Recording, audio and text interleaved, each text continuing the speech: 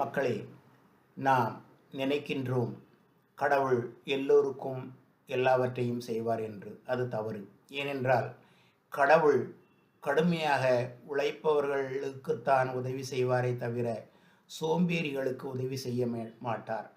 ஏனென்றால் கடவுள் கூறுகின்றார், எவன் ஒருவன் உழைக்கின்றானோ அவனுக்கு நான் 100 மடங்காக கொடுப்பேன் என்று. அதே சமயம் சோம்பேறிகளிடம் இருப்பதையும் நான் எடுத்துக்கொள்வேன் என்று கூறுகின்றார். அதன் அர்த்தம் என்ன? நீங்கள் சோம்பேறியாக இருந்தால் உங்களிடம் உள்ள பணங்களை எல்லாம் கொஞ்சம் கொஞ்சமாக நீங்கள் செலவழித்து விடுவீர்கள். கடைசியில் ஒன்றுமே உங்களுக்கு இருக்காது.